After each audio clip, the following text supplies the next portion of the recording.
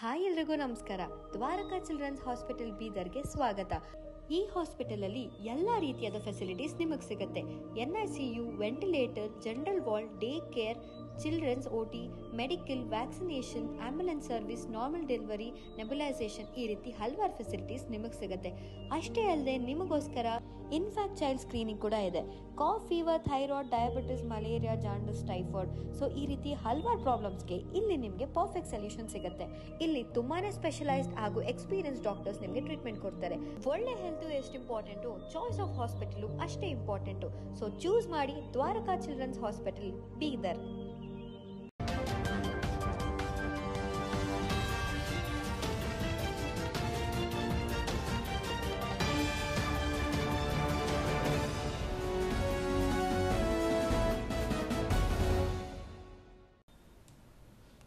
ನಮಸ್ಕಾರ, ನೀವು ನೋಡ್ತಾ ಇದ್ದೀರಾ ಸುದ್ದಿ ಸಮಯ ನ್ಯೂಸ್ ಚಾನಲ್. ಇದು ಲೋಕಲ್ ಎಕ್ಸ್ಪ್ರೆಸ್. ನಾನು ಮಹರ್ದೊಡ ಕುಳಗಿ. ಮತ್ತೆ ಹೊಸ ಸುದ್ದಿಗಳನ್ನು ತೆಗೆದುಕೊಂಡು ನಾವು ನಿಮ್ಮ ಮುಂದೆ ಬರ್ತಾ ಇದ್ದೀವಿ. ಈ ದಿನದ ಪ್ರಮುಖ ಹೆಡ್ಲೈನ್ಸ್ಗಳನ್ನು ನೋಡ್ಕೊಂಡು ಬರೋಣ. ವಕ್ಫ್ ವಿರುದ್ಧ ವಿಜಯೇಂದ್ರ ಯಡಿಯೂರಪ್ಪ ನೇತೃತ್ವದಲ್ಲಿ ಜರುಗಿದ ಬೃಹತ್ ಪ್ರತಿಭಟನೆ. ಬೀದರ್ನಲ್ಲಿ ಎತ್ತಿನ ಬಂಡಿಗಳ ಮೇಲೆ ಏರಿದ MP ರೇಣುಕಾಚಾರ್ಯ ಮತ್ತು ಅಶ್ವತ್ಥನಾರಾಯಣ. ರೈತರ ಭೂಮಿ ಕಸಿಯುತ್ತಿರುವ ಕಾಂಗ್ರೆಸ್ ಭ್ರಷ್ಟ ಸರ್ಕಾರವಾಗಿದೆ, ವಿಜಯೇಂದ್ರ ಯಡಿಯೂರಪ್ಪ.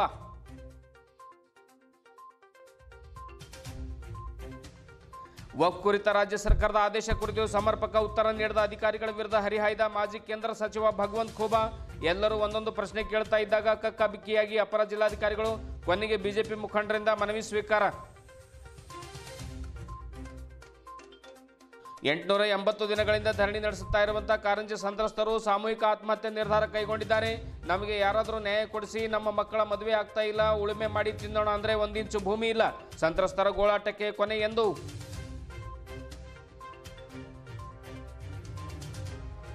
ಡಿಸೆಂಬರ್ 6ರಂದು ಡಾಕ್ಟರ್ ಅಂಬೇಡ್ಕರ್ ರ 68ನೇ ಮಹಾ ಪರಿನಿರ್ವಾಣ ದಿನ ಸಮಾರಂಭ. ಶೋಷಿತ ಸಮುದಾಯಗಳ ಐಕ್ಯತಾ ದಿನ ಮತ್ತು ಸಂಗೀತ ನುಡಿ ನಮನ ಕಾರ್ಯಕ್ರಮ. ಬೆಳಿಗ್ಗೆ 10 ಗಂಟೆಗೆ ಧ್ವಜಾರೋಹಣ ಸೇರಿದಂತೆ ಕಾರ್ಯಕ್ರಮ ಆಯೋಜನೆ. ಪಾಲ್ಗೊಳ್ಳಲು ಅನಿಲ್ ಕುಮಾರ್ ಬೆಲ್ದಾರ್ ಕರೆ. ಶಿಥಿಲಾವಸ್ಥೆಗೆ ತಲುಪಿದ ಜೀರ್ಗಬಿ ಗ್ರಾಮದ ಸರ್ಕಾರಿ ಹಿರಿಯ ಪ್ರಾಥಮಿಕ ಶಾಲೆ. ಭಯದ ನೆರಳಿನಲ್ಲಿಯೇ ಮಕ್ಕಳಿಗೆ ನಿತ್ಯ ಪಾಠ ಮಾಡ್ತಾ ಇರುವ ಶಿಕ್ಷಕರು. ಇಲ್ಲಿ 40 ವಿದ್ಯಾರ್ಥಿಗಳು ವಿದ್ಯಾಭ್ಯಾಸ ಮಾಡ್ತಾ ಇದ್ದಾರೆ. ಇಂತಹ ಶಾಲೆಗಳ ಕ್ಷೇತ್ರ ಶಿಕ್ಷಣಾಧಿಕಾರಿಗಳ ಕಣ್ಣಿಗೆ ಬೀಳೋದೇ ಇಲ್ವಾ? ಸಾರ್ವಜನಿಕರಿಂದ ತೀವ್ರ ಆಕ್ರೋಶ.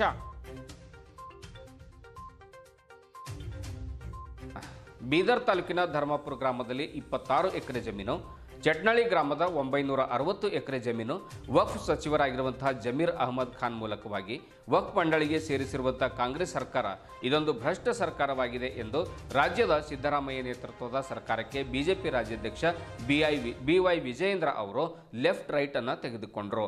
ಈ ಒಂದು ಕಾಂಗ್ರೆಸ್ ಸರ್ಕಾರದಿಂದ ರೈತರು ಜಮೀನು ಕಳ್ಕೊಳ್ತಾ ಇದ್ದಾರೆ, ಹಿಂದೂಗಳಿಗೂ ಕೂಡ ಕಂಟಕ ಬರ್ತಾ ಇದೆ ಅನ್ನುವಂಥ ಮಾತನ್ನು ಕೂಡ ಅವರು ಹೇಳಿದರು. ಭಾರತೀಯ ಜನತಾ ಪಕ್ಷದ ವತಿಯಿಂದ ಬೀದರ್ ನಗರದ ಗಾಂಧಿಗಂಜ್ನಲ್ಲಿ ಆಯೋಜಿಸಿದಂತಹ ಪ್ರತಿಭಟನಾ ಸಭೆಯಲ್ಲಿ ಮಾತನಾಡಿರುವಂತಹ ಅವರು BS ಯಡಿಯೂರಪ್ಪನವರು ಅಧಿಕಾರದಲ್ಲಿದ್ದಾಗ ರೈತರ ಹಿತ ಕಾಪಾಡಿದ್ರು. ಆದರೆ ಕಾಂಗ್ರೆಸ್ ಸರ್ಕಾರ ಜಾರಿಗೆ ಬಂದ ಮೇಲೆ ನಿರಂತರವಾಗಿ ಹಿಂದೂಗಳ ಮೇಲೆ ದಾಳಿಯಾಗ್ತಾ ಇದೆ, ರೈತರ ಜಮೀನುಗಳ ಮೇಲೆ ಕಣ್ಣು ಹಾಕ್ತಾ ಇದ್ದಾರೆ, ಅವರ ಭೂಮಿಯನ್ನು ಕಸಿದುಕೊಳ್ತಾ ಇದ್ದಾರೆ ಎನ್ನುವಂಥ ಮಾತನ್ನು ಹೇಳಿದರು. ಇದೊಂದು ರೈತ ವಿರೋಧಿ ಸರ್ಕಾರವಾಗಿದೆ ಎಂದು ತಮ್ಮ ಮಾತಿನುದ್ದಕ್ಕೂ ಸರ್ಕಾರಕ್ಕೆ ತಿವಿದರು. ಇದೇ ವೇಳೆ ಮಾಜಿ DCM Ashwathnarayan, MP Renukacharya, P Rajiv ಸೇರಿದಂತೆ ಇನ್ನಿತರ ಬಿಜೆಪಿಯ ಅತಿರಥ ಮಹಾರಥರು ವೇದಿಕೆ ಮೇಲೆ ಹಾಜರಿದ್ದರು.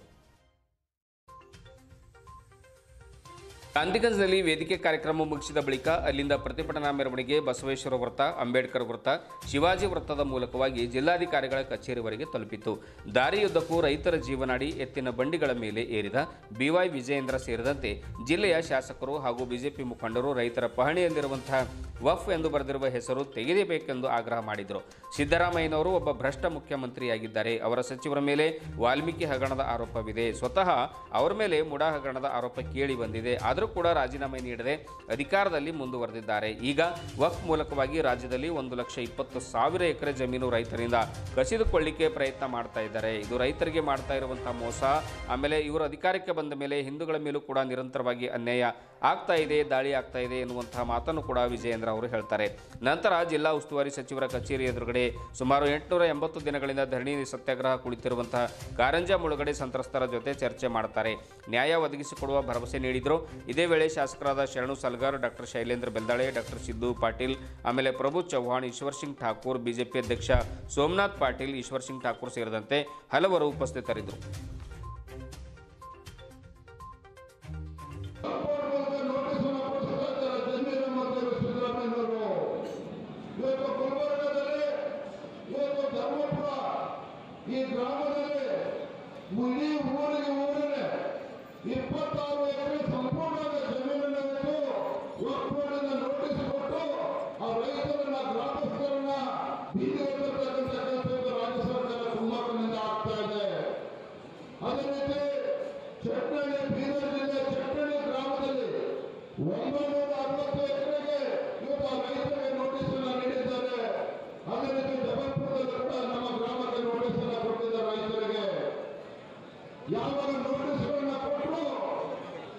ರಾಜ್ಯದ ಮಾಜಿ ಮುಖ್ಯಮಂತ್ರಿಗಳು ರೈತ ನಾಯಕರಾಗಿರ್ತಕ್ಕಂಥ ಸನ್ಮಾನ್ಯ BS ಯಡಿಯೂರಪ್ಪ ಅವರು ರೈತರ ಹೆಸರಿನಲ್ಲಿ ಪ್ರಮಾಣ ವಚನವನ್ನು ತೆಗೆದುಕೊಂಡು ರೈತರಿಗೆ ಪ್ರತ್ಯೇಕ ಬಜೆಟ್ ಅನ್ನು ಮಂಡನೆ ಮಾಡಿದಂತ ರೈತ ನಾಯಕ BS ಯಡಿಯೂರಪ್ಪ ಅವರು ನನಗೆ ಒಂದು ಮಾತನ್ನ ಹೇಳಿದ್ರು.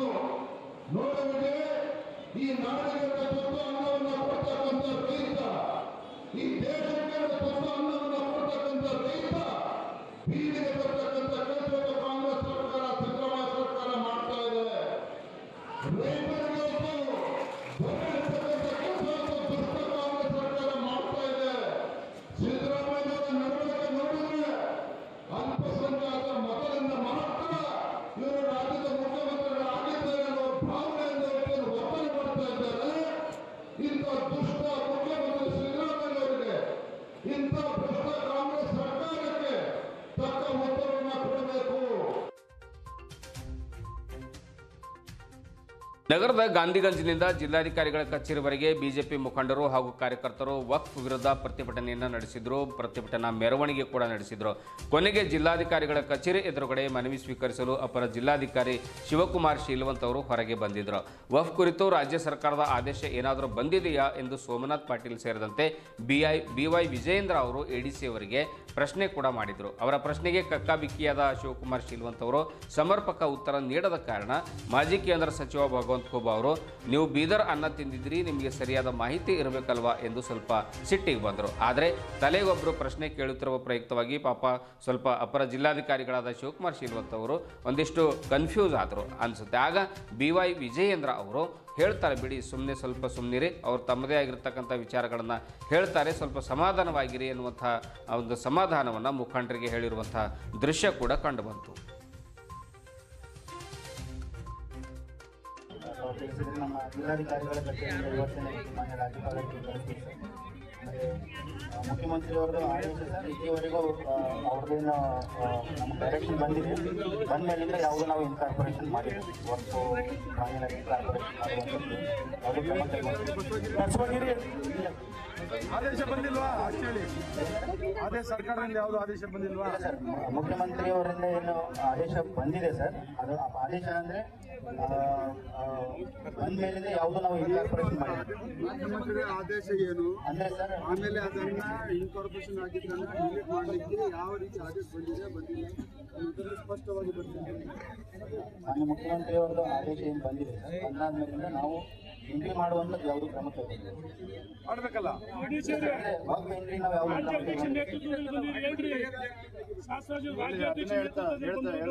ಸಾವಿರಾರು ಸಂಖ್ಯೆಯಲ್ಲಿ ಇದೆ. ಅದೇ ಹೇಳ್ತಾ ಇದ್ದೀನಿ ಸರ್, ಮಾನ್ಯ ಮುಖ್ಯಮಂತ್ರಿ ಅವ್ರದ್ದೇನು ಆದೇಶ ಬಂದಿದೆ ಸರ್, ಬಂದಾದ್ಮೇಲಿಂದ ನಾವು ವಾಕ್ ಎಂಟ್ರಿ ಮಾಡುವಂಥದ್ದು ಯಾವುದು ತೆಗೆಯೋ ಆದೇಶ ಬಂದಿಲ್ಲ ನಿಮಗೆ. ಮಾಡಬೇಕು. ಮುಖ್ಯಮಂತ್ರಿ ಆದೇಶ ಯಾವ ತಾರೀಕಿಗೆ ಮಾಡ್ತೀರಿ ನೀವು? ಬೀದರ್ದಾಗ ಹುಟ್ಟು ಬೀದರ್ ಅನ್ನನೇ ತಿಂದಿರಿ ನೀವು. ಎಷ್ಟು ದಿನ ಆಯ್ತು ಅಂದಾಜು ಗೊತ್ತಾಗಲ್ವಾ ಸಿಲ್ವಾ? ಎಷ್ಟು ದಿನ ಆಯ್ತು ಅಂದಾಜು? ಏನು ಇಲ್ಲ ಒಂದು ಸೆಕೆಂಡ್ ಮೂರ್ತನ ಮಾಡ್ತೀರಾ ಇಲ್ಲ ನಮ್ಮ ರಾಜ್ಯಾಧ್ಯಕ್ಷರು ಏನು ಪ್ರತಿಯೊಂದು ಗೊತ್ತಿಲ್ಲ ಗೊತ್ತಿರಿ. ಇಡೀ ಕರ್ನಾಟಕ ಹಾಕ್ತಾ ಇದೆ, ಇಡೀ ದೇಶ ಹಾಕ್ತಾ ಇದೆ. ರಾಜಕೀಯ ಜಿಲ್ಲಾ ಉಸ್ತುವಾರಿ ಸಚಿವರ ಕಚೇರಿ ಎದುರುಗಡೆ ಕಾರಂಜ ಮುಳುಗಡೆ ಸಂತ್ರಸ್ತರು ಸುಮಾರು 880 ದಿವಸಗಳಿಂದ ನಿರಂತರವಾಗಿ ಧರಣಿಯನ್ನು ನಡೆಸ್ತಾ ಇದ್ದಾರೆ. ಆದರೆ ಪರಿಹಾರ ಮಾತ್ರ ನೀಡುವ ಗೋಜಿಗೆ ಇದುವರೆಗೆ ಯಾರೂ ಹೋಗಿಲ್ಲ. ಹೀಗಾಗಿ ಕಾರಂಜ ಸಂತ್ರಸ್ತರು ಇಂದು ಬಿಜೆಪಿ ರಾಜ್ಯಾಧ್ಯಕ್ಷ BY ವಿಜಯೇಂದ್ರ ಅವರ ಎದುರುಗಡೆ ಅರೆಬೆ ತಲೆಗೊಂಡು ಕೊರಳಲ್ಲಿ ಹಗ್ಗ ಹಾಕಿಕೊಂಡು, ನಮಗೆ ಆತ್ಮಹತ್ಯೆಯೊಂದೇ ಗತಿ, ಇದುವರೆಗೆ ಯಾರೂ ಕೂಡ ನಮ್ಮ ಹತ್ತಿರ ಬಂದು ಪರಿಹಾರ ಒದಗಿಸ್ಕೊಡ್ತೇನೆ ಎಂದು ಯಾರೂ ಹೇಳಿಲ್ಲ. ಭೂಮಿ ಇಲ್ಲದ ಕಾರಣ ನಮ್ಮ ಮಕ್ಕಳಿಗೆ ಯಾರೂ ಹೆಣ್ಣು ಕೊಡ್ತಾ ಇಲ್ಲ, ನಮ್ಮಿಂದ ವರದಕ್ಷಿಣೆ ಕೊಡಲು ಆಗ್ತಾ ಇಲ್ಲ ಎನ್ನುವ ಕಾರಣಕ್ಕಾಗಿ ನಮ್ಮ ಮನೆಯ ಹೆಣ್ಣು ಮಕ್ಕಳಿಗೂ ಕೂಡ ಯಾರೂ ಮದುವೆ ಆಗ್ತಾ ಇಲ್ಲ ಅನ್ನುವಂಥ ಮಾತನ್ನು ಹೇಳಿದರು. ಒಂಥರ ನಮ್ಮದು ಧರ್ಮ ಸಂಕಟ ಆಗಿದೆ, ಆದ್ದರಿಂದ ವಿಧಾನಸಭಾ ಅಧಿವೇಶನದಲ್ಲಿ ಚರ್ಚಿಸಿ ನಮಗೆ ಒಂದಿಷ್ಟು ಪರಿಹಾರವನ್ನು ಕೊಡಿಸುವಂಥ ಪ್ರಯತ್ನ ಮಾಡಿ ಎಂದು ಅಂಗಲಾಚಿ ಬೇಡ್ಕೊಂಡ್ರು. ಅಲ್ಲದೆ ಬಸವ ಕಲ್ಯಾಣ ಶಾಸಕ ಶರಣು ಸಲಗರ್ ಜೊತೆಯೂ ಕೂಡ ಚರ್ಚೆ ಮಾಡಿದರು. ರೈತರು ಮಾತ್ರ ನಮಗೆ ಪರಿಹಾರ ಸಿಗೋವರೆಗೆ ಧರಣಿ ಹಿಂಪಡೆಯಲ್ಲ ಅನ್ನುವಂತಹ ಒಂದು ಮಾತನ್ನು ಅವರು ಎಲ್ಲರ ಎದುರುಗಡೆ ಗಂಭೀರವಾಗಿ ಹೇಳಿದರು.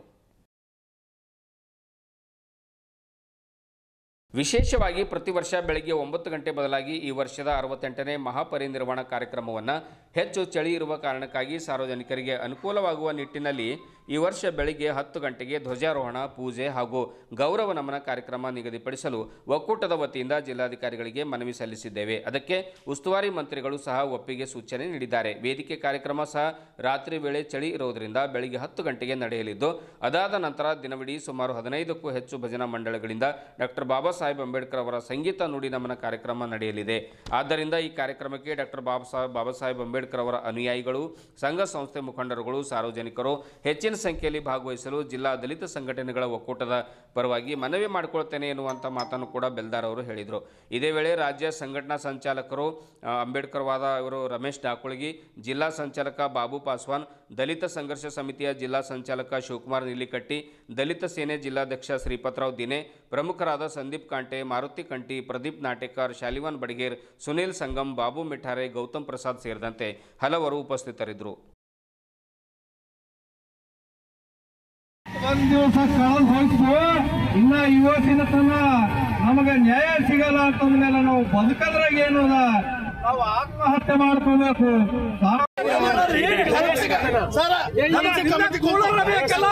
ದಂತ ಕಮಿಟಿ ಕುಂತು ಶಾಸಕರು ಏನ್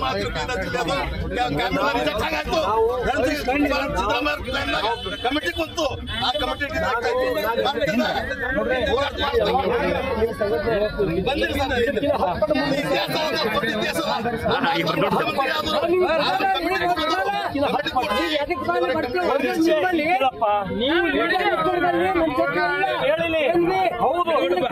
ಮುಖ್ಯಮಂತ್ರಿ ನೋಡ್ಕೊಂಡು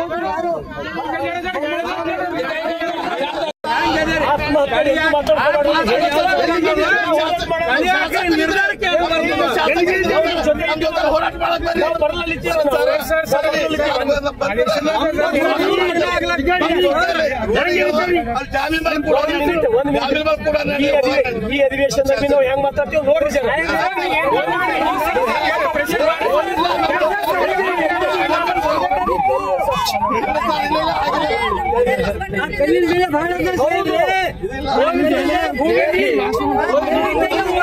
ಈ ಹೋರಾಟ ಮಾಡಿರಿ, ನ್ಯಾಯ ಸಿಗತ್ತ ಹೋರಾಟ ಮಾಡಿ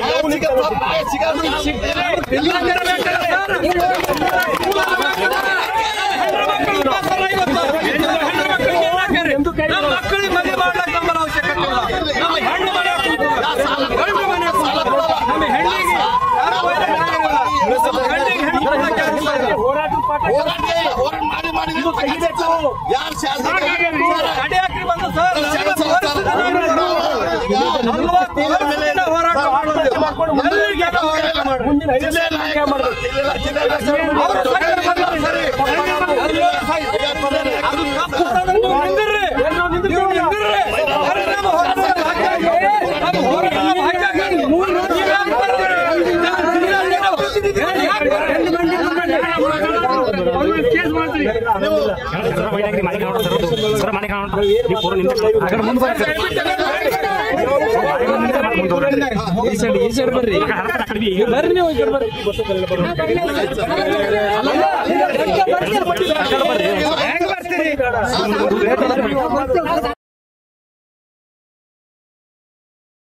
ಡಿಸೆಂಬರ್ 6ರಂದು ಡಾಕ್ಟರ್ ಬಾಬಾ ಸಾಹೇಬ್ ಅಂಬೇಡ್ಕರ್ ಅವರ 68ನೇ ಮಹಾಪರಿನಿರ್ವಾಣ ದಿನದ ಅಂಗವಾಗಿ ಶೋಷಿತ ಸಮುದಾಯಗಳ ಐಕ್ಯತಾ ದಿನ ಮತ್ತು ಸಂಗೀತ ನುಡಿ ನಮನ ಕಾರ್ಯಕ್ರಮವನ್ನು ದಲಿತ ಸಂಘಟನೆಗಳ ಒಕ್ಕೂಟದ ವತಿಯಿಂದ ಪ್ರತಿ ವರ್ಷದಂತೆ ಈ ವರ್ಷವೂ ಕೂಡ ಆಚರಿಸಲು ತೀರ್ಮಾನಿಸಲಾಗಿದೆ ಎಂದು ಸಂವಿಧಾನ ರಕ್ಷಣಾ ಸಮಿತಿಯ ಒಂದು ಮಹಾಪ್ರಧಾನ ಕಾರ್ಯದರ್ಶಿ ಅನಿಲ್ ಕುಮಾರ್ ಬೆಲ್ದಾರ್ ತಿಳಿಸಿದರು. ನಗರದ ಜಿಲ್ಲಾ ಪತ್ರಿಕಾ ಭವನದಲ್ಲಿ ಜರುಗಿದ ಸುದ್ದಿಗೋಷ್ಠಿಯನ್ನು ಉದ್ದೇಶಿಸಿ ಮಾತನಾಡಿರುವಂತಹ ಅವರು ಕಾರ್ಯಕ್ರಮಕ್ಕೆ ಉದ್ಘಾಟಕರಾಗಿ ಜಿಲ್ಲಾ ಉಸ್ತುವಾರಿ ಸಚಿವ ಈಶ್ವರ್ ಖಂಡ್ರೆ ಬರ್ತಾ ಇದ್ದಾರೆ. ಮುಖ್ಯ ಅತಿಥಿಗಳಾಗಿ ಪೌರಾಡಳಿತ ಮತ್ತು ಹಜ್ ಸಚಿವ ರಹೀಂ ಖಾನ್ ಅವರು ಕೂಡ ಬರ್ತಾ ಇದ್ದಾರೆ. ಆಮೇಲೆ ಲೋಕಸಭಾ ಸದಸ್ಯರಾಗಿರುವಂಥ ಸಾಗರ್ ಖಂಡ್ರೆ ಅವರು ಕೂಡ ಈ ಕಾರ್ಯಕ್ರಮದಲ್ಲಿ ಪಾಲ್ಗೊಳ್ತಾ ಇದ್ದಾರೆ. ಅಲ್ಲದೆ ಪಕ್ಷಾತೀತವಾಗಿ ಜಿಲ್ಲೆಯ ಎಲ್ಲ ಶಾಸಕರು, ವಿಧಾನ ಪರಿಷತ್ ಸದಸ್ಯರು ಕೂಡ ಭಾಗವಹಿಸಲಿದ್ದಾರೆ. ಆದ್ದರಿಂದ ಎಲ್ಲರೂ ಕೂಡ ಪ್ರತಿಯೊಬ್ಬರು ಕೂಡ ಹೆಚ್ಚಿನ ಸಂಖ್ಯೆಯಲ್ಲಿ ಈ ಒಂದು ಮಹಾಪರಿನಿರ್ವಾಣ ಕಾರ್ಯಕ್ರಮದಲ್ಲಿ ಬೆಳಿಗ್ಗೆ 10 ಗಂಟೆಗೆ ಈ ಕಾರ್ಯಕ್ರಮ ನಡೆಯುತ್ತೆ. ಅಂಬೇಡ್ಕರ್ ವೃತ್ತದಲ್ಲಿ ಎಲ್ಲರೂ ಕೂಡ ಪಾಲ್ಗೊಂಡು ಕಾರ್ಯಕ್ರಮವನ್ನು ಯಶಸ್ವಿಗೊಳಿಸಬೇಕು ಅನ್ನುವಂಥ ಮಾತನ್ನು ಕೂಡ ಬೆಲ್ದಾರ್ ಹೇಳಿದರು.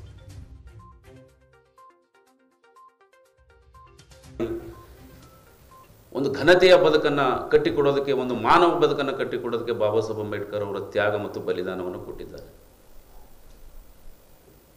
ಡಾಕ್ಟರ್ ಬಾಬಾ ಸಾಹೇಬ್ ಅಂಬೇಡ್ಕರ್ ಅವರು 1956 ಅಕ್ಟೋಬರ್ 14ಕ್ಕೆ ಬೌದ್ಧ ಧರ್ಮ ದೀಕ್ಷೆಯನ್ನು ಪಡಿತಾರೆ. ಅದು ಆದ ನಂತರ ಡಿಸೆಂಬರ್ 6 ಅಂದರೆ ಅಕ್ಟೋಬರ್, ನವೆಂಬರ್, ಡಿಸೆಂಬರ್ 3 ತಿಂಗಳ ಅವಧಿ ಒಳಗಡೆ ತಮ್ಮ ಪ್ರಾಣವನ್ನು ಬಿಡ್ತಾರೆ. ಆ 3 ತಿಂಗಳ ಅವಧಿ ಏನಿದೆ, ಬಹಳ ಸ್ಪಷ್ಟವಾದಂಥ ಸಂದೇಶ ಈ ದೇಶದ ದಲಿತ ಮತ್ತು ಶೋಷಿತ ಸಮುದಾಯಗಳಿಗೆ ಬಾಬಾ ಸಾಹೇಬ್ ಅಂಬೇಡ್ಕರ್ ಅವರು ಕೊಡ್ತಾರೆ. ನಾನು ಇಡೀ ಜೀವನ ಉದ್ದಕ್ಕೂ ಈ ಜಾತಿವಾದಿಗಳು, ಮನುವಾದಿಗಳ ವಿರುದ್ಧ ಏನು ಹೋರಾಟ ಮಾಡಿಕೊಂಡು ಈ ನಿಮಗೆ ಅತ್ಯಂತ ಫಲಪ್ರದಾಯಕವಾದಂಥ ಸಂವಿಧಾನಿಕ ಹಕ್ಕುಗಳನ್ನು ಕೊಟ್ಟಿದ್ದೇನೆ, ಇದನ್ನು ಕಾಪಾಡಿಕೊಂಡು ಹೋಗಬೇಕು, ಇದು ಇಲ್ಲಿಗೆ ನಿಂದಿರಬಾರದು, ಈ ಹೋರಾಟದ ರಥ ಇದು ತಾವೆಲ್ಲ ಸೇರಿ ಮುಂದೆ ಎಳಿಬೇಕು ಅಂತ ಹೇಳಿ ಒಂದು ಕರೆಯನ್ನು ಬಾಬಾ ಸಾಹೇಬ್ ಅಂಬೇಡ್ಕರ್ ಅವರು ಕೊಟ್ಟಿದ್ದರು. ಆ ಒಂದು ದಿಕ್ಕಿನಲ್ಲಿ ದೇಶಾದ್ಯಂತ ದಲಿತ ಸಂಘಟನೆಗಳು, ಅಂಬೇಡ್ಕರ್ ವಾದಿಗಳು, ಮಾನವತಾವಾದಿಗಳು, ಸಮಾಜವಾದಿಗಳು ಎಲ್ಲರೂ ಸೇರಿ ಈ ದೇಶದಲ್ಲಿರ್ತಕ್ಕಂಥ ಜಾತಿ ವ್ಯವಸ್ಥೆ, ಅಸಮಾನತೆ, ಅವಮಾನ ಇವೆಲ್ಲನೂ ಕೂಡ ನಿರ್ಮೂಲನೆ ಮಾಡಲು ಅನೇಕ ಹೋರಾಟಗಳನ್ನು ನಡೀತಾ ಇದ್ದಾವೆ. ಇವತ್ತು ಬಾಬಾ ಸಾಹೇಬ್ ಅಂಬೇಡ್ಕರ್ ಅವರು ಬೌದ್ಧ ಧರ್ಮಕ್ಕೆ ಯಾಕೆ ಹೋದರು? ಈ ದೇಶದ ಹಿಂದೂ ಧರ್ಮವನ್ನು ಸುಧಾರಣೆ ಮಾಡ್ಬೇಕಂತೇಳಿ ಬಾಬಾ ಸಾಹೇಬ್ ಅಂಬೇಡ್ಕರ್ ಅವರು ಭಾಳ ಕನಸನ್ನು ಕಂಡಿದ್ದರು. ಅನೇಕ ಹಿಂದೂ ಮುಖಂಡರನ್ನ ಸಂಪರ್ಕ ಮಾಡಿ ಇಲ್ಲಿ ಸಮಾನತೆಯನ್ನು ತರಬೇಕಂತಕ್ಕಂಥ ಒಂದು ಪ್ರಯತ್ನವನ್ನು ಬಾಬಾ ಸಾಹೇಬ್ ಮಾಡಿದರು. ಆದರೆ ಅದು ಕೊನೆಗೂ ಕೈಗೂಡಲಿಲ್ಲ. ಅದಕ್ಕೆ ಪರ್ಯಾಯವಾಗಿ ಬಾಬಾ ಸಾಹೇಬ್ ಅಂಬೇಡ್ಕರ್ ಅವರು ಈ ದೇಶದ ಜಾತಿ ವ್ಯವಸ್ಥೆ ಜೀವಳ ಇರೋದೇ ಈ ಮನುಸ್ಮೃತಿ ಧರ್ಮದಲ್ಲಿ, ಅದಕ್ಕಾಗಿ ಮನುಸ್ಮೃತಿ ಧರ್ಮವನ್ನು ತೊರೆದು ತಾವೆಲ್ಲ ಬೌದ್ಧ ಧರ್ಮಕ್ಕೆ ಹೋಗಬೇಕು, ಮಾನವ ಒಂದು ಸಮಾನತೆಯನ್ನು ಕೊಡ್ತಕ್ಕಂಥ ಧರ್ಮಕ್ಕೆ ತಾವೆಲ್ಲ ಹೋಗ್ಬೇಕಂತ ಕರೆ ಕೊಟ್ಟಿದ್ರು. ಆ ಒಂದು ಅಂತಿಮ ಕರೆ ಇವತ್ತು ಇಡೀ ದೇಶಾದ್ಯಂತ ಇವತ್ತು ಬಾಬಾ ಸಾಹೇಬ್ ಅಂಬೇಡ್ಕರ್ನ ವಿರೋಧಿಸುವಂಥ ಶಕ್ತಿಗಳು, ಜಾತಿ ವ್ಯವಸ್ಥೆಯನ್ನು ಪ್ರತಿಪಾದನೆ ಮಾಡ್ತಕ್ಕಂಥ ಶಕ್ತಿಗಳು ಜೋರಾಗ್ತಾ ಇದ್ದಾವೆ. ಇವತ್ತು ಈ ದೇಶ ಸ್ವತಂತ್ರಗೊಂಡು 75 ವರ್ಷ ಕಳೆದಿದೆ, ಸಂವಿಧಾನ ಬಂದು 75 ವರ್ಷ ಕಳೆದಿದೆ.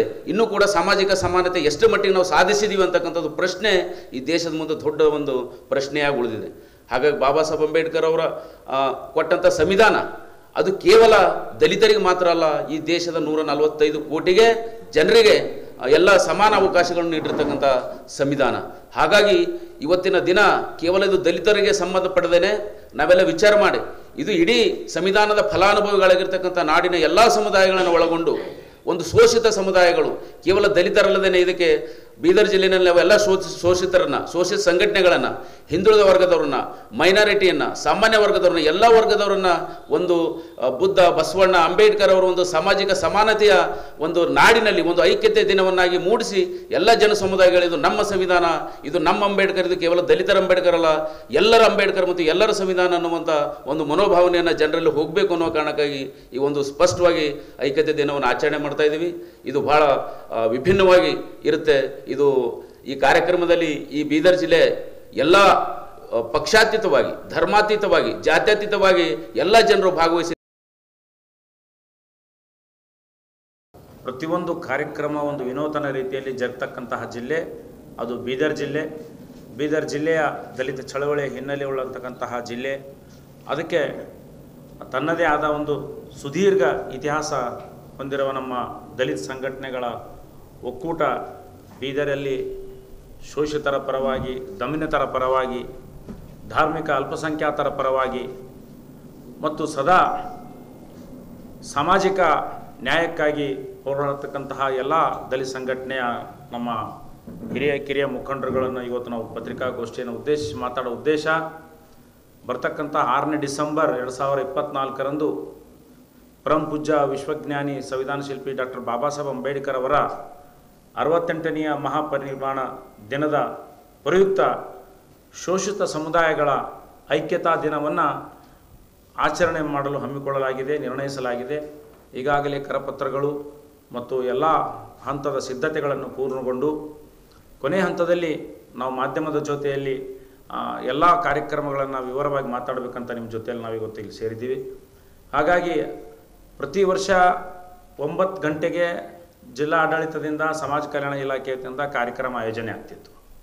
ತಮಗೆ ಗೊತ್ತಿದೆ, ಈಗ ಬೀದರ್ ಜಿಲ್ಲೆ ಈ ಭಾಗದಲ್ಲಿ ಬೆಳಗ್ಗೆ ಇಷ್ಟು ಚಳಿ ಇರ್ತಾ ಇದೆ, ಜನರು ಮನೆಯಿಂದ ಹಿರಿಯರು, ಮಕ್ಕಳು ಶಾಲಾ ಕಾಲೇಜಿಂದ ಹೊರಗೆ ಬರ್ಲಿಕ್ಕೆ ತೊಂದರೆ ಆಗ್ತಾಯಿದೆ ಅಂತ ಹೇಳ್ಕೊಂಡು ನಾವು ಜಿಲ್ಲಾಡಳಿತಕ್ಕೆ ಮತ್ತು ಮಾನ್ಯ ಜಿಲ್ಲಾ ಸಚಿವರಿಗೆ ಮನವಿ ಮಾಡಿದ್ದೀವಿ ಮತ್ತು ಮನವಿಯನ್ನು ಲಿಖಿತ ರೂಪದಲ್ಲಿ ಸಹ ನಾವು ಜಿಲ್ಲಾಡಳಿತ ಕೊಟ್ಟಿದ್ದೀವಿ. ಪ್ರತಿ ವರ್ಷ 9ರ ಬದಲಾಗಿ ಬೆಳಗ್ಗೆ 9 ಗಂಟೆಗೆ ಬದಲಾಗಿ ಬೆಳಗ್ಗೆ 10 ಗಂಟೆಗೆ ಜಿಲ್ಲಾ ಆಡಳಿತ ವತಿಯಿಂದ ಮತ್ತು ನಮ್ಮ ದಲಿತ ಸಂಘಟನೆಗಳ ಒಕ್ಕೂಟದಿಂದ ಗೌರವ ನಮನ ಕಾರ್ಯಕ್ರಮವನ್ನು ನಾವು ಅಲ್ಲಿ ಡಾಕ್ಟರ್ ಬಾಬಾ ಸಾಹೇಬ್ ಅಂಬೇಡ್ಕರ್ ಪುತ್ಥಳಿ ಹತ್ತಿರ ಈ ಕಾರ್ಯಕ್ರಮವನ್ನು ಹಮ್ಮಿಕೊಂಡಿದ್ದೇವೆ. ಇದಕ್ಕೆ ಸಮಸ್ತ ಜಿಲ್ಲೆಯ ಎಲ್ಲ ಪ್ರಗತಿಪರರು ಮತ್ತು ಎಲ್ಲ ಹೋರಾಟಗಾರರು ಮತ್ತು ವಿವಿಧ ದಲಿತ ಸಂಘಟನೆಗಳ ಒಕ್ಕೂಟದ ಅಡಿಯಲ್ಲಿ ನಡೀತಕ್ಕಂಥ ಈ ಒಂದು ಕಾರ್ಯಕ್ರಮ. ಈ ಕಾರ್ಯಕ್ರಮದ ಈ ಶೋಷಿತ ಸಮುದಾಯಗಳ ಐಕ್ಯತೆ ದಿನವನ್ನು ಕಾರ್ಯಕ್ರಮವನ್ನು ಉದ್ಘಾಟಿಸಲಿರುವರು ನಮ್ಮ ಜಿಲ್ಲೆಯ ಉಸ್ತುವಾರಿ ಸಚಿವರುಗಳಂಥ ಸನ್ಮಾನ್ಯ ಶ್ರೀ ಈಶ್ವರ್ಜಿ ಖಂಡ್ರೆ ಅವರು ಈ ಒಂದು ಕಾರ್ಯಕ್ರಮವನ್ನು ಉದ್ಘಾಟನೆ ಮಾಡ್ತಾ ಇದ್ದಾರೆ. ಅದರ ಜೊತೆಯಲ್ಲಿ ನಮ್ಮ ಜಿಲ್ಲೆಯ ಇನ್ನೊಬ್ಬರು ಸಚಿವರಾದಂಥ ಪೌರಾಡಳಿತ ಸಚಿವರಾದ ಶ್ರೀ ರಹೀಂ ಖಾನ್ಜಿ, ಅಲ್ಲದೆ ಬೀದರ್ನ ಸಂಸದರು, ಶಾಸಕರು ಮತ್ತು ವಿಧಾನ ಪರಿಷತ್ತಿನ ಸದಸ್ಯರುಗಳು ಮತ್ತು ಜನಪ್ರತಿನಿಧಿಗಳು, ವಿವಿಧ ಸಂಘಟನೆಗಳು ಸಾಮೂಹಿಕವಾಗಿ ಬೆಳಗ್ಗೆ 10 ಗಂಟೆಗೆ ಬಿಕ್ಕು ಸಂಘದ ನೇತೃತ್ವದಲ್ಲಿ ಅಲ್ಲಿ ನುಡಿನಮನ ಕಾರ್ಯಕ್ರಮ ಮತ್ತು ವಂದನೆ ಇವೆಲ್ಲ ಕಾರ್ಯಕ್ರಮಗಳು ಜರುಗ್ತವೆ. ಇದರ ಜೊತೆಯಲ್ಲಿ ಆ ಪೂಜಾ ಕಾರ್ಯಕ್ರಮಗಳನ್ನು, ವಂದನೆ ಕಾರ್ಯಕ್ರಮಗಳನ್ನು, ಮಾನವಂದನೆ ಇವೆಲ್ಲ ಆದಮೇಲೆ ಅಲ್ಲೇ ವೇದಿಕೆಯನ್ನು, ಒಂದು ದೊಡ್ಡ ಬೃಹತ್ ವೇದಿಕೆಯ ಮುಖಾಂತರ ಮುಂದೆ ಈ ವರ್ಷ ಒಂದು ಹೊಸದಾಗಿ ಪ್ರಯೋಗನ ಮಾಡ್ತಾ ಇದ್ದೀವಿ. ಯಾಕೆಂದರೆ ಸಾಯಂಕಾಲ ಟೈಮಲ್ಲೂ ಚಳಿ ಇರೋದರಿಂದ ಈಗ ನಾವು ಸುಮಾರು ಕಾರ್ಯಕ್ರಮ ಮಾತ್ರ ಜನರು ಎಲ್ಲರಿಗೂ ಭಾವನೆಯದ ಬರಬೇಕಂಬೋದು. ಆದರೆ ಈ ಚಳಿಗೆ ಇವಕ್ಕೆಲ್ಲ ನೋಡ್ಕೊಂಡು ಸ್ವಲ್ಪ ಜನರು ಕಂಬರ್ತಾವೆ ಅಂತ ಹೇಳಿ ನಾವು ಬೆಳಗ್ಗೆನೇ 10 ಗಂಟೆ ವೇದಿಕೆ ಕಾರ್ಯಕ್ರಮವನ್ನು ಡಾಕ್ಟರ್ ಬಾಬಾ ಸಾಹೇಬ್ ಅಂಬೇಡ್ಕರ್ ಪ್ರತಿಮೆ ಎದುರುಗಡೆನೆ ಇದನ್ನು ನಾವು ಆಯೋಜನೆ ಮಾಡಿದ್ದೇವೆ. ಇದಕ್ಕಾಗಿ ನಮ್ಮ ಎಲ್ಲ ತಮ್ಮ ಮಾಧ್ಯಮದ ಮುಖಾಂತರ ನಮ್ಮ ಜಿಲ್ಲೆಯ ಸಮಸ್ತ ಜನರಿಗೆ ಇದನ್ನು ನಾವು ಸುದ್ದಿ ಮುಟ್ಟಿಸಬೇಕಾಗಿದೆ. ಹಾಗಾಗಿ ಯಾಕೆಂದರೆ ಸುಮಾರು ವರ್ಷಗಳಿಂದ ಸಾಯಂಕಾಲ ಮಾಡ್ಕೊಂಡು ಬಂದಿದ್ದ ಕಾರ್ಯಕ್ರಮ ಇತ್ತು. ಹಾಗಾಗಿ ಈ ವರ್ಷ ಒಂದು 15ರಿಂದ 20 ನುಡಿನಮನ ಸಂಗೀತ ನುಡಿನಮನ ಕಾರ್ಯಕ್ರಮವನ್ನು ಇಟ್ಕೊಂಡಿದ್ದೇವೆ ಬೀದರ್ ಜಿಲ್ಲೆಯ ವಿವಿಧ ಭಜನಾ ತಂಡಗಳ ಮುಖಾಂತರ.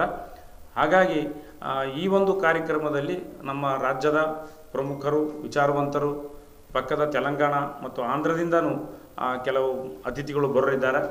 ಹೀಗಾಗಿ ಈ ಒಂದು ವರ್ಷದ 68ನೆಯ ಬಾಬಾ ಸಾಹೇಬ್ ಅಂಬೇಡ್ಕರ್ ಅವರ ಮಹಾಪರಿನಿರ್ವಾಣ ದಿವಸದ ಕಾರ್ಯಕ್ರಮ ತಮ್ಮೆಲ್ಲರ ಸಹಯೋಗದೊಂದಿಗೆ ಮತ್ತು ಸಮಸ್ತ ಎಲ್ಲರ ಸಂಘಟನೆಗಳ ಒಂದು ಸಹಯೋಗದೊಂದಿಗೆ, ಇದು ಯಾವುದೇ ಒಂದು ಒಬ್ಬರು ವ್ಯಕ್ತಿಗೆ ಮಾಡ್ತಕ್ಕಂಥದ್ದಲ್ಲ, ಇಡೀ ಬೀದರ್ ಜಿಲ್ಲೆಯ ದಲಿತ ಸಂಘಟನೆಗಳ ಒಕ್ಕೂಟದ ಅಡಿಯಲ್ಲಿ ನಡೀತಕ್ಕಂಥ ಈ ಕಾರ್ಯಕ್ರಮ ಇದೆ ಅಂತ ಹೇಳಿ, ಮತ್ತು ನಮ್ಮ ಇನ್ನೂ ಅನೇಕ ಗೆಳೆಯರು ಮುಖಂಡರು ಮಾತಾಡೋರಿದ್ದಾರೆ.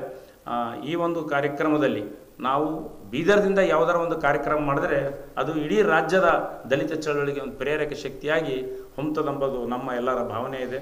ಅದಕ್ಕೆ ನಮ್ಮ ಬೀದರ್ ಜಿಲ್ಲೆಯ ಪತ್ರಕರ್ತರು ಸದಾ ನಮಗೆ ಕಳೆದ 3-4 ದಶಕಗಳಿಂದ ನಮ್ಮ ಹೋರಾಟಕ್ಕೆ ನಮಗೆ ಸದಾ ತಾವೆಲ್ಲ ಬೆಂಬಲಿಸ್ತಾ ಇದ್ದೀರಿ. ಈ ಒಂದು ಬಾಬಾ ಸಾಹೇಬರ ಚಳವಳಿಗೆ ತಮ್ಮ ಕೊಡುಗೆಯೂ ಸಹ ಈ ಬೀದರ್ ಜಿಲ್ಲೆಯಲ್ಲಿ ಬಹಳ ಅಪಾರ ಇದೆ ಅಂತ ಹೇಳುತ್ತಾ, ಮತ್ತೊಮ್ಮೆ ತಮಗೆ ನಾನು ಬೆಳಗಿನ ಪತ್ರಿಕಾಗೋಷ್ಠಿಗೆ ಬಂದಂಥ ತಮಗೆಲ್ಲರಿಗೂ ವಂದಿಸಿ, ಮತ್ತು ನಮ್ಮ ರಮೇಶ್ ಡಾಕುಳ್ಗಿ ಅವರು ಮಾತನಾಡ್ತಾರೆ ಅಂತ ತಮ್ಮಲ್ಲಿ ಕೇಳ್ಕೊಳ್ತೇನೆ.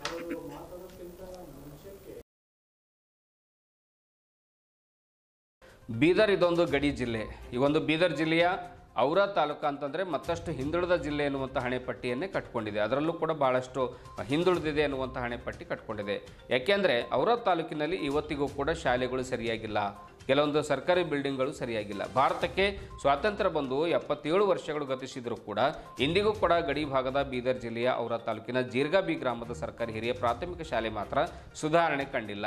ಈ ಪ್ರಾಥಮಿಕ ಶಾಲೆಯಲ್ಲಿ ಸುಮಾರು 40 ಜನ ಮಕ್ಕಳು ಓದ್ತಾರೆ. ಈ ಕನ್ನಡ ಶಾಲೆಗಳು ಮೊದಲೇ ಒಂದು ಬೀದರ್ ಜಿಲ್ಲೆಯಲ್ಲಿ ಕನ್ನಡ ಶಾಲೆಗಳು, ಕನ್ನಡ ಭಾಷೆ ಅಳಿವಿನಂಚಿಲಿದೆ. ಇಂಥ ಸಂದರ್ಭದಲ್ಲಿ ಜೀರ್ಗಾಬಿ ಗ್ರಾಮದ ಹಿರಿಯ ಪ್ರಾಥಮಿಕ ಶಾಲೆ ಸಂಪೂರ್ಣ ಶಿಥಿಲಾವಸ್ಥೆಗೆ ತಲುಪಿದೆ. ಭಯದಲ್ಲೇ ಮಕ್ಕಳು ಪಾಠ ಕೇಳಬೇಕಾಗಿರ್ತಕ್ಕಂಥ ಪರಿಸ್ಥಿತಿ ಇದೆ. ಭಯದ ನೆರಳಿನಲ್ಲಿಯೇ ಶಿಕ್ಷಕರು ಕೂಡ ಪಾಠ ಮಾಡಬೇಕಾಗಿರುವಂಥ ಸ್ಥಿತಿ ಇಲ್ಲಿದೆ. ಹೀಗಾಗಿ ಶಿಕ್ಷಕರು ಭಯದ ನೆರಳಿನಲ್ಲೇ ಪಾಠ ಮಾಡ್ತಾ ಇದ್ದಾರೆ. ನಾಳೆ ವಿಪರೀತ ಮಳೆ ಸುರಿದು ಬಿಲ್ಡಿಂಗ್ ಏನಾದರೂ ಮಕ್ಕಳ ಮೇಲೆ ಬಿದ್ದರೆ ಯಾರು ಹೊಣೆ? ಇದಕ್ಕೆ ಯಾರು ಜವಾಬ್ದಾರಿಯನ್ನು ಹೊರ್ಕೊಳ್ತಾರೆ? ಕ್ಷೇತ್ರ ಶಿಕ್ಷಣಾಧಿಕಾರಿಗಳು ಇತ್ತ ಕಡೆ ಗಮನ ಹರಿಸೋದೇ ಇಲ್ವಾ? ಶಾಸಕ ಪ್ರಭು ಚವ್ಹಾಣ್ ಅವರು ಕೂಡ ಗಮನಕ್ಕೆ ಇಂಥ ಶಾಲೆಯ ದುಸ್ಥಿತಿ ಗೊತ್ತಾಗೋದೇ ಇಲ್ವಾ ಎನ್ನುವಂಥ ಇಂಥದ್ದೊಂದು ಪ್ರಶ್ನೆ ಮಕ್ಕಳ ಪಾಲಕರಲ್ಲಿ ಮೂಡ್ತಾ ಇದೆ. ಶಾಲೆಯ ಶಿಥಿಲತೆ ಕಂಡು ಮುಖಂಡರು ತಮ್ಮ ತೀವ್ರ ಆಕ್ರೋಶವನ್ನು ಹೊರಹಾಕಿದ್ದಾರೆ. ಶಾಲೆಯ ಸುಧಾರಣೆಗೆ ಒತ್ತಾಯ ಮಾಡಿದ್ದಾರೆ. ಸ್ವಲ್ಪ ಹೈಲೈಟ್ ಮಾಡಿ, ನಮ್ಮೂರು ಶಾಲೆ ಬೀಳ್ತಾ ಇದೆ, ಮಕ್ಕಳಿಗೆ ಏನಾದರೂ ಆದರೆ ನಾಳೆ ಯಾರು ಜವಾಬ್ದಾರಿ? ಆ ಮೇಲಿನಿಂದ ಆ RCC ಒಂದು ಕಬ್ಬಿಣ ಸಮೇತವಾಗಿ ದಪ್ಪ ಅಂತ ಕೆಳಗಡೆ ಬೀಳ್ತಾ ಇದೆ. ಅಂಥ ಸಂದರ್ಭದಲ್ಲಿ ಮಕ್ಕಳು ಏನಾದರೂ ಪಾಠ ಮಾಡುವಾಗ ಒಳಗಡೆ ಕೂತ್ಕೊಂಡ್ರೆ ಅವ್ರ ತಲೆ ಮೇಲೆ ಬಿದ್ದರೆ ಅದಕ್ಕೆ ಯಾರು ಜವಾಬ್ದಾರಿ? ಮಕ್ಕಳ ಪ್ರಾಣಕ್ಕೆ ಕಂಟಕ ಅಲ್ವಾ? ಅದಕ್ಕಾಗಿ ಆ ಶಾಲೆ ಬೇಗ ಸುಧಾರಣೆ ಮಾಡಿಕೊಡಿ ಅನ್ನುವಂಥ ಮನವಿಯನ್ನು ಅಂಗಲಾಚಿ ಅವರು ನಮ್ಮ ಸುದ್ದಿ ಸಮಯದ ಮುಂದೆ ಹೇಳ್ಕೊಂಡಿದ್ದಾರೆ. ಮತ್ತು ನಾವು ಇದಕ್ಕೆ ಸಂಬಂಧಪಟ್ಟದ ಎಷ್ಟು ಅಧಿಕಾರಿ ಅವ ಆ ಅಧಿಕಾರಿಗಳಿಗೆ ನಾವೆಲ್ಲ ಮನವಿ ಕೊಟ್ಟಿದ್ದೇವೆ ಸರ್. ಪ್ರತಿಯೊಂದು ನಮ್ಮ ಹತ್ರ ದಾಖಲೆಗಳು ಅವ. ಯಾರ್ಯಾರು ಕೊಟ್ರಿ ನೀವು? BO ಕೊಟ್ಟಿದ್ದೇವೆ ಸರ್, BRC ಒಬ್ಬರಿಗೆ, ತಾಲೂಕಾ ಪಂಚಾಯತ್ಗೊಂದು, ಗ್ರಾಮ ಪಂಚಾಯತ್ಗೊಂದು ಕೊಟ್ಟಿದ್ವಿ. ಗ್ರಾಮ ಪಂಚಾಯತ್ ಆ PD ಅಂತೂ ಅದಕ್ಕೆ ರೆಸ್ಪಾನ್ಸ್ ಮಾಡಲ್ಲ ಸರ್. ಟೋಟಲಿ ಈಗ ಇರೋ PD ಅವ್ರಲಿಂದ ಬಹಳ ಸಮಸ್ಯೆ ಅದ ನಮ್ಮ PDಲಿಂದ. ಈ ಮುಂಜಾನೆ ಇಲ್ಲಿ ಇವತ್ತು ಈ ಪ್ರೋಗ್ರಾಮ್ ಅದ, ನಾವು ಫೋನ್ ಹಚ್ತಾ ಇದ್ದೇವೆ, ರೆಸ್ಪಾನ್ಸ್ ಮಾಡ್ತಾ ಇಲ್ಲ. ಇಲ್ಲಿ ಮೂಲಭೂತ ಸೌಕರ್ಯಗಳು ಏನೇನವ? ಇಲ್ಲಿ ಏನಿಲ್ಲ ಸರ್. ಎಲ್ಲ ಅವರು ಇಲ್ಲಿ ಬಂದ್ರೆ ಅವ್ರಿಗೆ ಏನಾರ ನಮ್ದು ಇರೋ ಏನದ ನಾವು ಅದನ್ನ ಅವ್ರಿಗೆ ಹೇಳ್ತೀವಿ. ಅವ್ರು ಬರೋದೇ ಇಲ್ಲ ಅಂದ್ಮೇಲೆ ಏನು ಹೇಳಕ್ಕಾಗ್ತದೆ ಸರ್ ಅವ್ರಿಗೆ? ಪಂಚಾಯತ್ ಯಾವ್ದು ಬರ್ತದೆ? ಪಂಚಾಯತ್ ದುಪ್ಪತ್ಮಗ ಪಂಚಾಯತ್ ಬರ್ತದೆ ಸರ್. ಅವ್ರಿಗೆ ನೀವು ತಿಳಿಸಿರ PD ಅವ್ರಿಗೆ? ಸರ್ ಆಮೇಲೆ ಆಲ್ರೆಡಿ ಲೆಟರ್ ಅವ ಸರ್, ಪ್ರತಿಯೊಂದು ಲೆಟರ್ ನಮ್ಮ ಹತ್ರ. ಮತ್ತೆ ಇನ್ನೊಂದು ಈಗ ನೋಡ್ರಿ ಸರ್, ಈಗ ನಿಮ್ಗೆ ಎಲ್ಲ ಕಡೆ ಡ್ಯಾಮೇಜ್ ಅವ. ನೀವೆಲ್ಲ ನೋಡಿದ್ರೆ ಆಲ್ಮೋಸ್ಟ್ ಈಗ ವಿಡಿಯೋ ಎಲ್ಲ ಮಾಡಿದ್ರಿ. ಈ ಮಕ್ಕಳು ಒಳಗೆ ಕೂಡ ಅಂದ್ರೆ ಹೆಂಗೆ ಕೂಡ್ತಾರೆ ಸರ್? ಈಗ ಹಂಗಾಗಿ ಮಾಸ್ಟರ್ಗಳು ಅವ್ರ ಪ್ರಯತ್ನ ಎಷ್ಟದ ಅಷ್ಟು ಮಾಡ್ಲತ್ತಾರ ಸರ್. ಮಾಸ್ಟರ್ಗಳದ್ದು ಏನು ತೊಂದರೆ ಇಲ್ಲ, ಕರೆಕ್ಟಾಗಿ ಕೆಲಸ ಮಾಡಿಸ್ತಾ ಇದ್ದಾರೆ, ಸ್ಟಡಿ ಮಾಡಿಸ್ತಾ ಇದಾರ.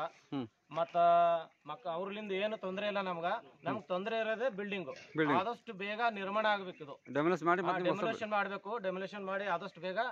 ಈಗ ನೋಡಿ ಸರ್, ಹೋದ್ ಸಲ ನಮ್ಗೆ ಏನ್ ಹೇಳ್ಯಾರ, ಅವಾಗೆ ನಾವು ರೆಡಿ ಮಾಡಿಸ್ತೇವೆ ಅಂತ ಹೇಳಿದ್ರು. ಮಳೆಗಾಲ ಮುಗ್ಬೇಕು. ಮಳೆಗಾಲದ ಮಕ್ಕಳು ಹೊರಗಡೆ ಕೂತ್ಕೊಂಡೆ ಅದೇ ಕೆಲ. ಈಗ 10 ವರ್ಷ ಆಯ್ತು ಈ ರೀತಿ ಸುಮಾರು ಒಂದು 10 ವರ್ಷ ಮೇಲೆ ಆಯ್ತು ಸರ್. ಆ ಕಟ್ಟಡ ಆದ್ಮೇಲೆ ಒಂದು 10-15 ವರ್ಷ ಸರಿಯಾಗಿತ್ತು. ಅದಾದ್ಮೇಲೆ ಕೆಳಗಾಲ ಅಂದ್ರೆ ಮುಣ್ಣದ ಸರ್. ಆ ಮುಣ್ಣಿನಾಗ ಇವ್ರೇನ್ ಕಾಲಮ್ ಹಾಕಿ ಇದು ಕಟ್ಟಡ ಮಾಡಿಲ್ಲ. ನಾರ್ಮಲ್ ಬೇಸ್ಮೆಂಟ್ ಮಾಡ್ಕೊಂಡ್ ಮಾಡಿದ್ರಾಗ ಅದು ಮುಣ್ಣು ಏನಾಗಿದೆ, ಕೆಳಗ ಕುಸಿದಿ ಸೈಡಿಗೆಲ್ಲ ಕ್ರ್ಯಾಕ್ ಬಂದವ ಸರ್. ಅದಕ್ಕೋಸ್ಕರನೇ ಇವಾಗ ನಾವು ಅದ್ರ ಕಡೆಯಿಂದ ಇದೆಲ್ಲ ನೋಡಿ ಮಟ್ಟಿನೇ. ಅಲ್ಲಲ್ಲ, ನಿಮ್ ಬಿಲ್ಡಿಂಗ್ ಸೋರ್ಲತ್ತ 10 ವರ್ಷ ಆಯ್ತು ಸರ್. ಇದು 10 ವರ್ಷ ಮೇಲೆ ಆಯ್ತು, 10-15 ವರ್ಷ ಮೇಲೆ ಆಯ್ತು ಹಿಂಗೆ ಸೋರ್ಲತ್ತದ. ಕಂಟಿನ್ಯೂ ಅದ ಸರ್ ಅದೇ ರೀತಿ. ಮತ್ತೆ ನೀವು ಊರ್ದವ್ರೆಲ್ಲ ಇದು ಮಕ್ಕಳಿಗೆ ಶಾಲೆ ಕಳ್ಸಬೇಕಂದ್ರೆ ಹ್ಯಾಂಗ್ ಕಳಿಸ್ಬೇಕು? ಅದಕ್ಕೆ ಇದು ರೆಡಿ, ಸ್ಕೂಲ್ ರೆಡಿ ಸರಿಯಾಗಿದ್ರೆ ಮಕ್ಕಳಿಗೆ ಯಾರು ಬಿ ಹಾಕ್ಲಕ್ಕ ಇಷ್ಟಪಡ್ತಾರೆ ಸರ್. ಈಗ ಅದೇ ಒಂದು ರೀಸನ್ಗೋಸ್ಕರ ಹೊರಗಡೆ ಎಲ್ಲ ಬೇರೆ ಪ್ರೈವೇಟ್ಗೆಲ್ಲ ಕಳ್ಸ್ಲತ್ತಾರ. ಮಕ್ಕಳು ಎಷ್ಟದಿಲ್ಲಿ? ಇಲ್ಲಿ ಒಂದು 40 ಜನ ಇದಾರೆ ಸರ್, 40-50 ಜನ ತನ ಇದಾರೆ ಸರ್. ಇದು ಟೀಚರ್ಸ್ ಎಷ್ಟು ಜನ? ಇಬ್ಬರು ಟೀಚರ್ ಅರ, ಒಬ್ಬರು ಗೆಸ್ಟ್ ಟೀಚರ್ ಅಂತ ತಗೊಂಡು. ಮತ್ತೆ ಟೀಚರ್ಸ್ ಕಡಿಮೆ ಅದಾರ ಸರ್ ಇಲ್ಲಿ. ಇನ್ನ ಟೀಚರ್ನು ಬೇಕಾಗ್ತಾರೆ ಇಲ್ಲಿ.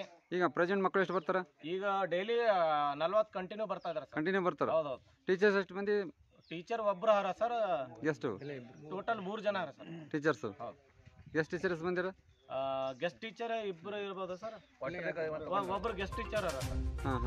ಅದಕ್ಕೆ ನಿಮ್ಮ ಮುಖಾಂತರ ಸ್ವಲ್ಪ ದಯಮಾಡಿ ನೀವು ಇದೆಲ್ಲ ಸ್ವಲ್ಪ ಆದಷ್ಟು ಹೈಲೈಟ್ ಮಾಡಿ ನಮ್ಗೆ ಈ ಕಟ್ಟಡ ನಿರ್ಮಾಣ ಆದಂಗೆ ಸ್ವಲ್ಪ ಸಪೋರ್ಟ್ ಮಾಡ್ರಿ ಸರ್. ಅಷ್ಟೇ, ಬೇರೆದೇನಿಲ್ಲ. JK ಇವ್ರ ಮುಖಾಂತರ ಸ್ವಲ್ಪ ಆದಷ್ಟು ಅವರು ಅಧಿಕಾರಿಗಳಿಗೆ ತಲುಪಿಸ್ಬೇಕು ಸರ್. ಅದು ಒಂದು ನಮ್ಮ ಮನವಿ ಇದೆ. JK. ನಿಮ್ಮ ಹೆಸರೇನ್ರಿ ಸರ್? ನಮ್ಮ ಹೆಸರು ರಾಜ್ಕುಮಾರ್ ಸಿಂಧೆ ಅಂತ. ಯಾವರು? ಜೀರ್ಗಾಬಿ ಸರ್. ನಾನು ಜೀರ್ಗಾಬಿ ನಿವಾಸಿಯಾಗಿದ್ದು, ನಮ್ಮ ಗ್ರಾಮದಲ್ಲಿ 1ರಿಂದ 7ನೇ ತರಗತಿಯವರೆಗೆ ಸ್ಕೂಲ್ ಇದೆ. ಆ ಸ್ಕೂಲು ಈಗಾಗಲೇ ಭಾಳ ವರ್ಷಗಳಿಂದ ಕಟ್ಟಡ ಸಿದ್ಧಗೊಂಡಿದೆ. ಸಂಬಂಧಪಟ್ಟ ಅಧಿಕಾರಿಗಳಿಗೆ ನಾವು ಈಗಾಗಲೇ ಅರ್ಜಿ ಸಲ್ಲಿಸಿದರು. ಆದರೂ ಕೂಡ ಅವರು ಯಾವುದೇ ನಮ್ಮ ಮಾತಿಗೆ ಅವರು ಬೆಲೆ ಕೊಡ್ತಾ ಇಲ್ಲ. ಇರ್ತಕ್ಕಂಥ ಮಕ್ಕಳು, ನಾವು ಬಡವರು, ಇಲ್ಲಿ ಸ್ಕೂಲಿಗೆ ಹಾಕ್ಬೇಕಂದ್ರೆ ಮಕ್ಕಳು ಜೀವನ ನಾವು ಕಳ್ಕೊಬೇಕಾಗ್ತದೆ. ಯಾಕಂದರೆ ಶಿಥಿಲಗೊಂಡದ ಸರ್. ಮತ್ತು ಪ್ರೈವೇಟ್ಗೆ ಹಚ್ಬೇಕಂದ್ರೆ ನಮ್ಮ ಹತ್ರ ದುಡ್ಡಿಲ್ಲ. ಈಗ ಸ್ಟ್ರೆಂತ್ ಕಡಿಮೆ ಅದ ಅಂತ ಕತ್ತೀರಿ. ಆದ್ರೆ ಇಲ್ಲಿ ಕಟ್ಟಡನೆಲ್ಲ ಸ್ಟ್ರೆಂತ್ ತಗೊಂಡು ನಾವು ಏನು ಮಾಡಮ್ಮಿ? ಕಟ್ಟಡ ಸರಿಯಾಗಿತ್ತು ಅಂದ್ರೆ ನಾವು ಸ್ಟ್ರೆಂತ್ ಎಲ್ಲ ಹಾಕ್ತೀವಿ. ಇಲ್ಲಿ ಈಗ ಬಡವರಿದ್ದೇವೆ, ಪ್ರೈವೇಟ್ ಕಾರ್ ಹಾಕೋದಾಗಲ್ದು. ಮತ್ತೆ ಇಲ್ಲಿ ಹಾಕಿದ ತಕ್ಷಣ ಏನಂತ ಬ್ಯಾಸಿಗೆದಾಗ ಹೊರ ಕುಂತು ಮಕ್ಕಳೆಲ್ಲ ಸ್ಟಡಿ ಮಾಡಬೇಕು. ಮಳೆ ಬಂತಂದ್ರೆ ಸುಮ್ಮನೆ ತಾತ್ಕಾಲಿಕವಾಗಿ ಒಳಗೆ ಹೋಯ್ತಾರ.